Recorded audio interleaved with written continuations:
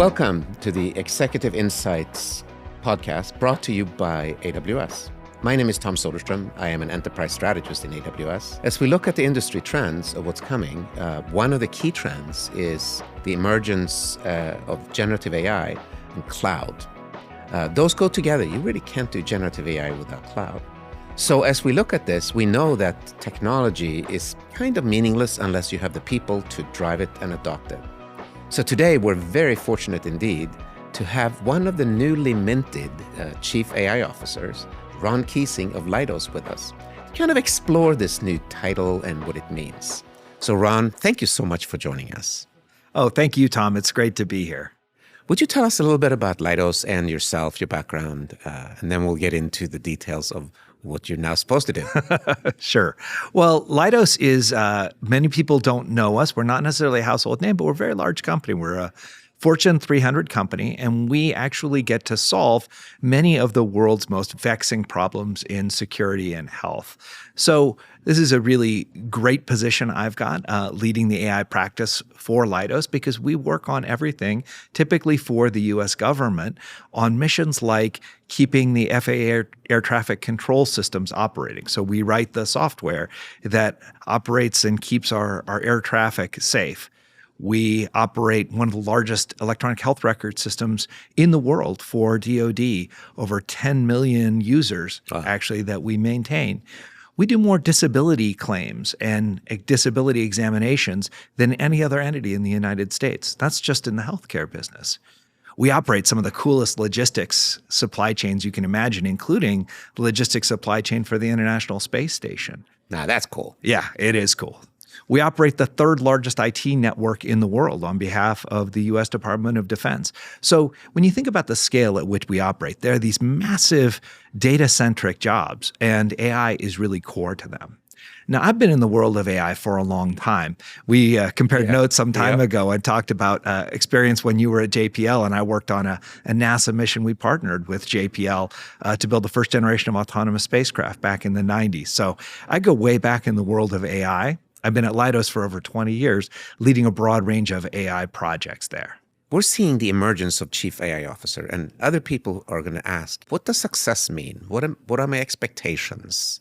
So let's start with, what's the expectations of your role? One of the leadership principles that I really believe in, and I think share with kind of AWS values, is the importance of taking ownership.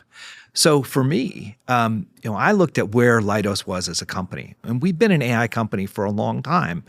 But even as we articulated what our AI strategy was, there was no one who was really taking ownership of it. And I kind of stood up and said, hey, look, we need some position, some role that's really going to be responsible, not just from a technology standpoint, but from a broader corporate standpoint. What is our AI strategy? And I really focused on defining a Chief AI Officer role that would lead the execution of a comprehensive AI strategy for Leidos.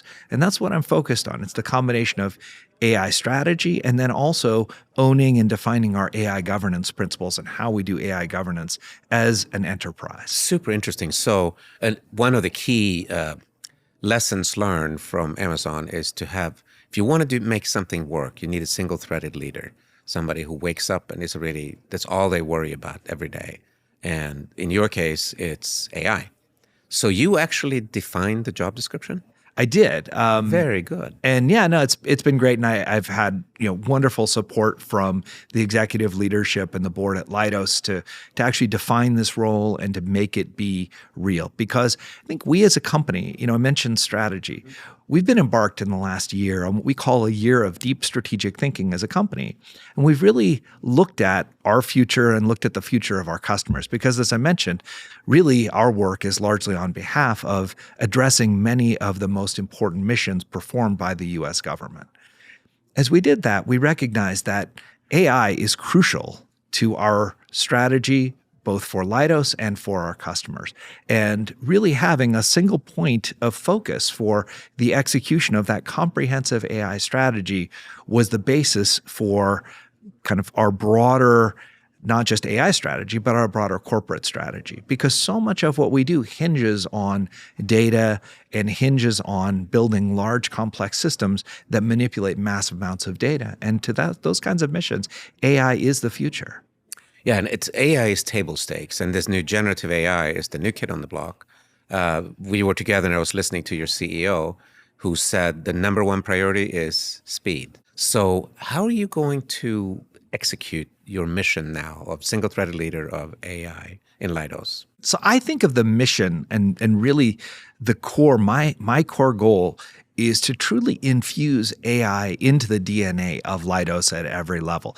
And let me explain what I mean by Please, that. that's nice. Because in truth, Leidos has been an AI company for a long time. We actually have participated in some groundbreaking AI work over the last 20 years. Back in 2004, we were part of the first DARPA Grand Challenge that demonstrated autonomous cars. We built the first generation of autonomous seagoing vessels for the U.S. Navy. We've been at the forefront of a lot of exciting autonomy and AI breakthroughs for the U.S. government over the years. So we know how to do AI as a company. But those AI efforts have always been kind of focused, individualized projects, not something we do as part of all of our work.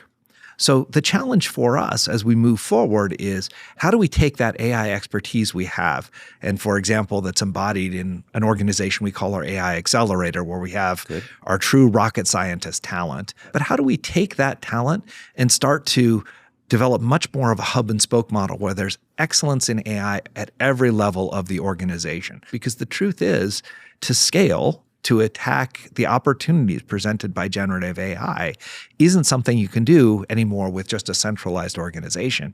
You actually have to have AI capability spread across the entire organization. And I'd argue it goes even deeper than that. When you think about the future of the workforce that we're moving toward, it's not just about how do you have excellence in having AI scientists and engineers. You actually have to think about how you're going to develop an entire workforce that's capable of working in partnership with AI to do their jobs every day. One of the things I recognized about doing this job properly is I can't be the owner of every AI resource in the company. My function actually needs to be to integrate everything we do across the organization. So the way I've actually organized what I do, again, with great support from across the company, is a series of initiatives that bring together all the work everyone else is doing across the company and execute it in a unified way. So really, it's less about ownership and it's more about providing the vision and providing clear and steady coordination and orchestration of a bunch of different efforts that are already underway, because there's so much enthusiasm, as you mentioned, around generative AI to start experimenting, to do pilots, and that's all great. At a certain point, you have to decide what you're going to put your money behind, what you're going to go after, and really invest in, really try to be world-class at where you think the real value is. And so, I see my role as coordinating what everyone's doing across the company so we are operating in a unified manner, identifying what that vision is, where we need to go as a company, and steering our collective movement in that direction so we can get there quickly. I like this. I very controversially say something. I want you to react on it. Everybody creates a COE and thinks that a COE is a center of excellence. You need a small group that's excellent, but if you create a center of excellence, they all think they're excellent. Everybody else hates them, creates their own center of excellence, and you get shadow COEs and shadow IT. Instead, create a center of engagement where you create the tide that lifts all ships. And it sounds to me like that's what you're doing. Would you smack me around or agree with me? Well, I'd agree with you that that is how we absolutely think about it. And in fact, what we've been doing is taking some of the real leaders who grew up in that accelerator organization and actually using them to seed those centers around the rest of the company so that you have that connective tissue. There's nothing worse than when you've developed a lot of centralized capability and then everyone goes off and does things their own way, right? And there's no way to achieve scale. There's no way to achieve consistency. No, it's a complete waste of all those resources. Exactly. So, how we maintain that connective tissue is absolutely critical to my plan and how we're trying to execute and of the development of this much more distributed AI capability across the entire organization. And the good news is, we have people who've been in this organization now for a number of years who are really ready to take that next step. And it gives them a great opportunity to grow their careers, to get out into those different organizations and see how they can can lead and scale and help those organizations grow too. That's fantastic. So now the really hard question, how do you measure your success as a chief AI officer? And everybody who's thinking of becoming a chief AI officer is going to go like, okay, tell me how. Give me the recipe. So how do you measure it? What's success? A big part of developing those solutions and measuring success in developing those solutions is just looking at how much of the pipeline are we actually impacting through AI. Okay. So we actually measure that quite explicitly. We track all the engagements we have. We look at, for example, these AI initiatives that we talked about, and we explicitly track, okay, which things in our pipeline are using the technology we're developing within these initiatives and how are they being impacted. Eventually, we even want to look at how much are those kind of contributions helping us win new work? Are they getting cited as strengths in the way that we're selected for proposals, for example? So that's sort of the pipeline side of this. Now, another big thing that the company wants to mention and wants to measure, and I think everyone expects this out of a chief AI officer role, is how are you contributing to kind of becoming more productive as an organization? Yes. How are you becoming more efficient? And this is such an interesting topic to me because one of the real challenges, I think, around AI today is we understand how to use, for example, generative AI to increase the efficiency of certain workflows.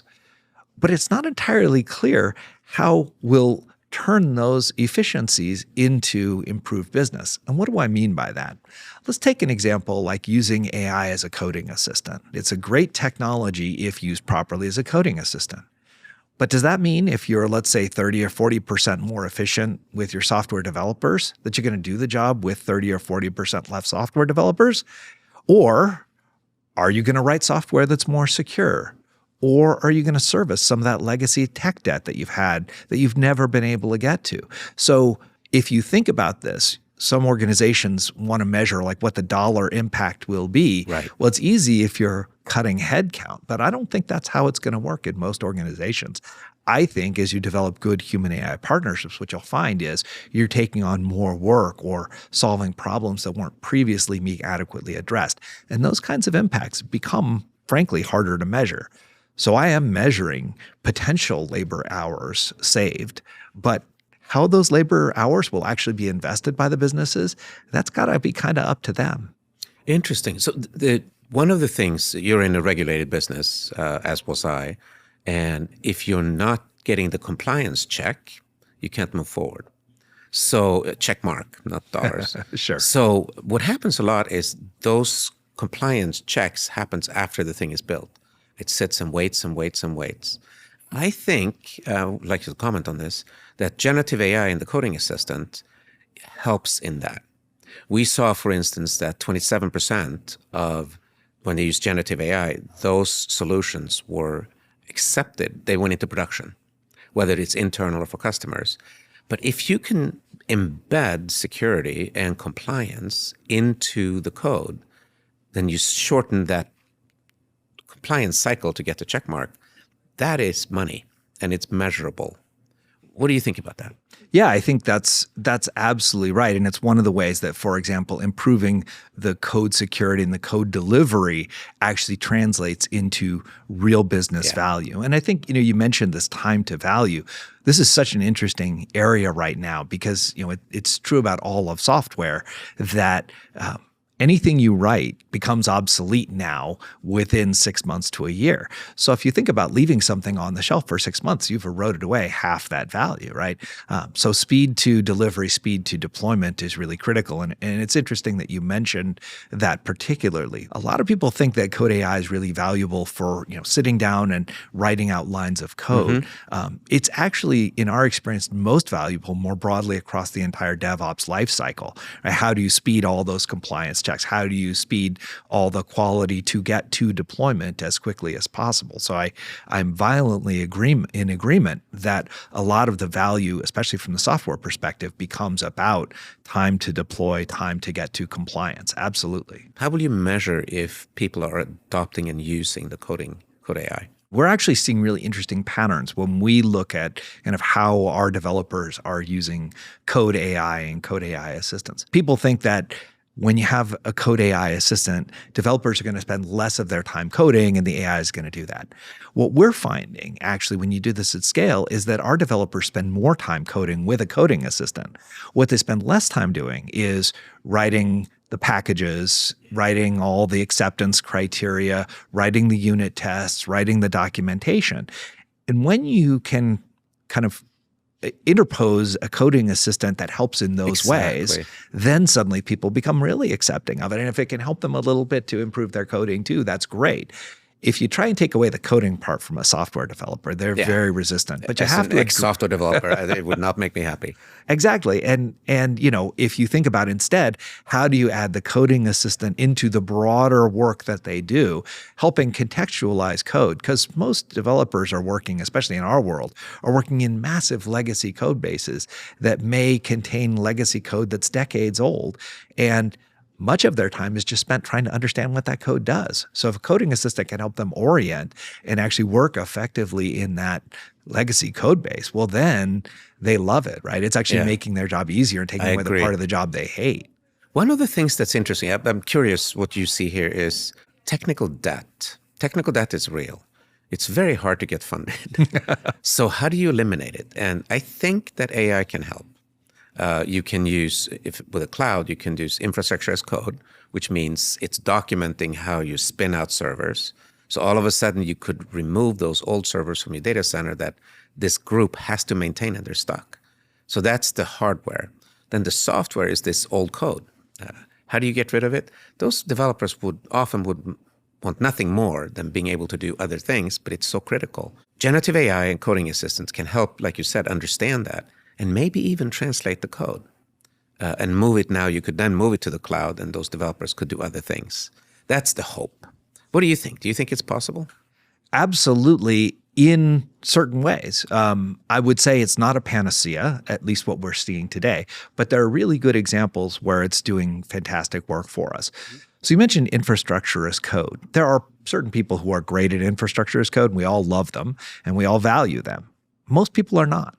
And actually what we're finding is well-done coding assistants can be great helps to make non-experts be able to do a lot of that infrastructure as code work.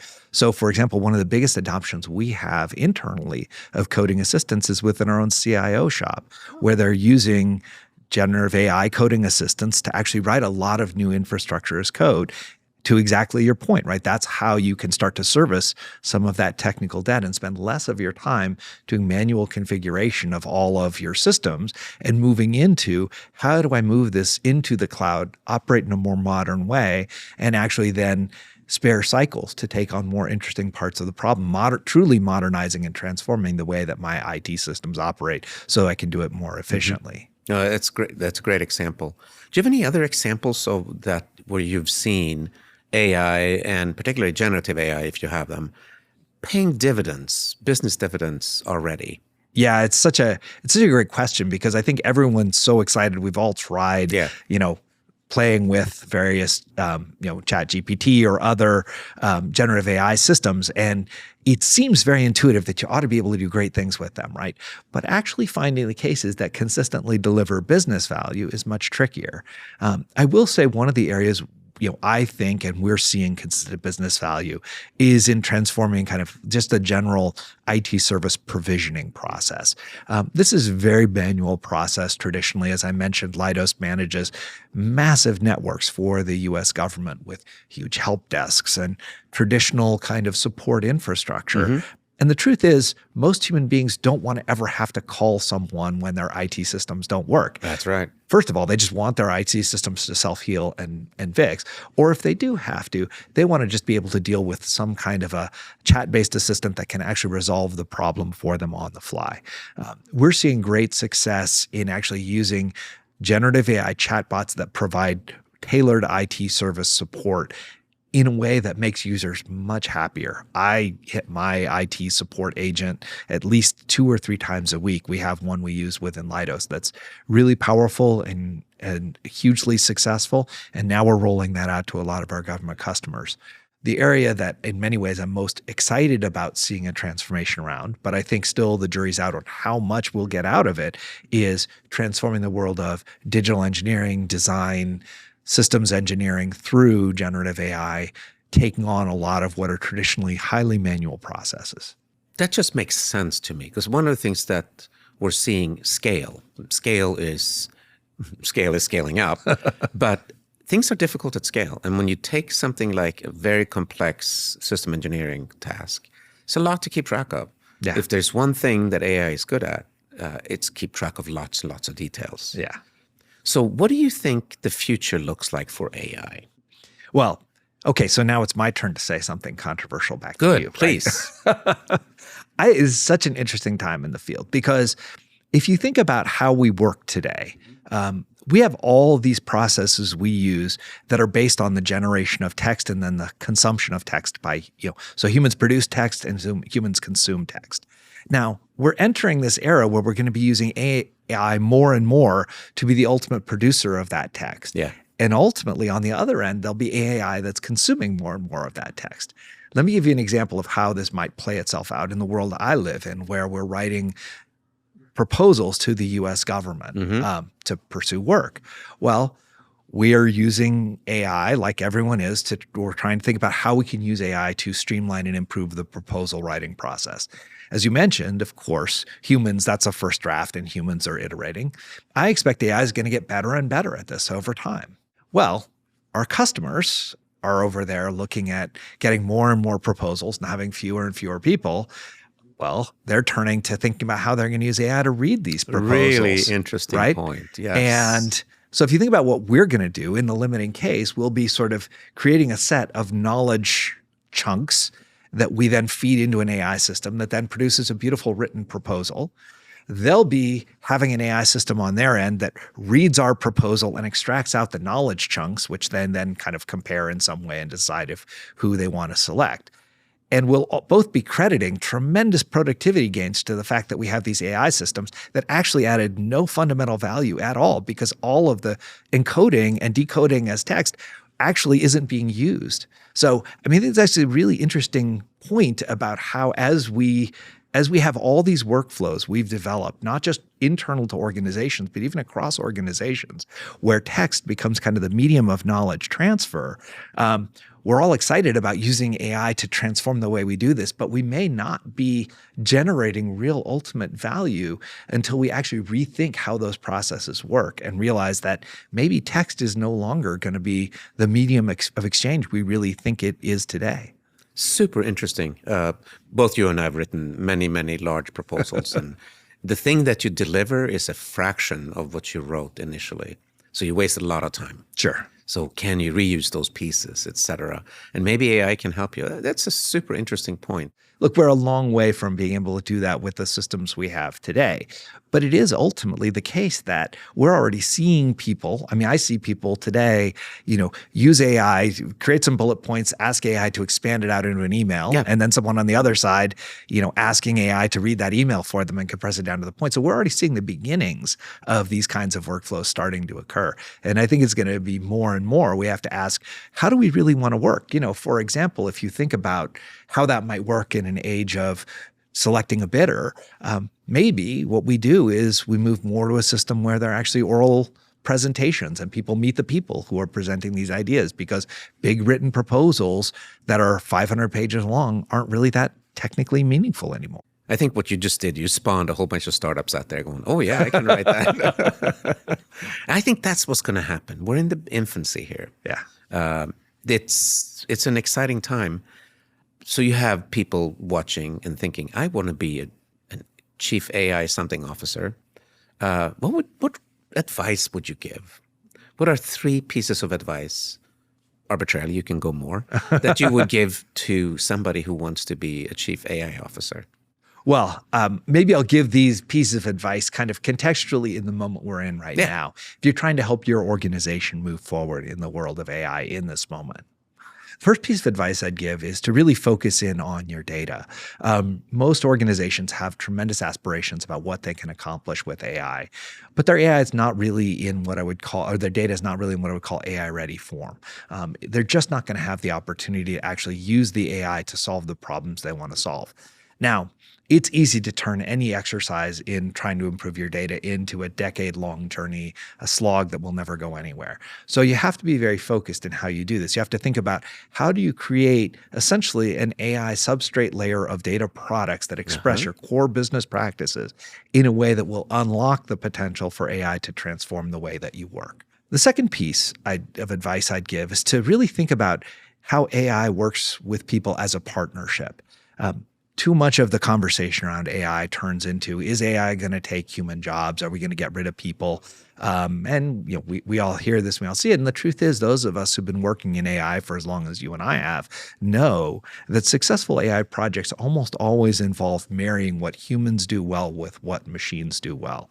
And creating really synergistic partnerships and framing the way your AI works as a synergistic partnership between the person and the AI system is the key to success. Much of the most important data you get to actually improve the way an AI system works comes as humans actually interact with that AI system. So, that human-machine partnership as a core construct is something I really recommend to everyone trying to think about how to approach building their own AI solutions. The third thing is kind of wearing my governance hat. Most organizations I know are starting to take on the challenge of how do you govern AI and how do you be both innovative and have governance at the same time. Finding this balance point to me all becomes about having a really well-articulated understanding of AI risk, how it comes about and how you can manage it, right? Don't focus your governance attention, your governance resources on low-risk AI use cases.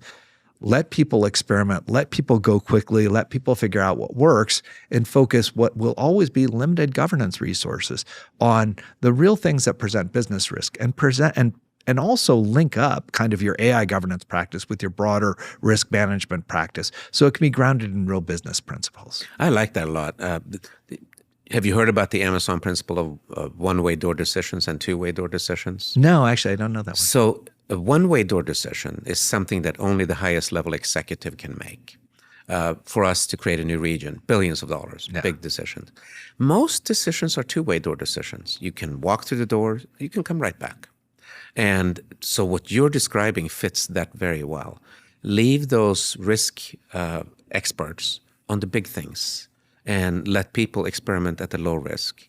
So if you can lower the risk on most things, you can move forward really fast. That's exactly right. I think it's great advice.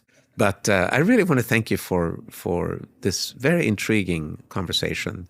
And I see many more coming. And it's going to be interesting to see how we measure success. It's in its infancy. Absolutely. And if you are an AI officer out there and you want to know what life is like a chief AI officer, contact Ron. Yes. Thank you very much. Thank you, Tom.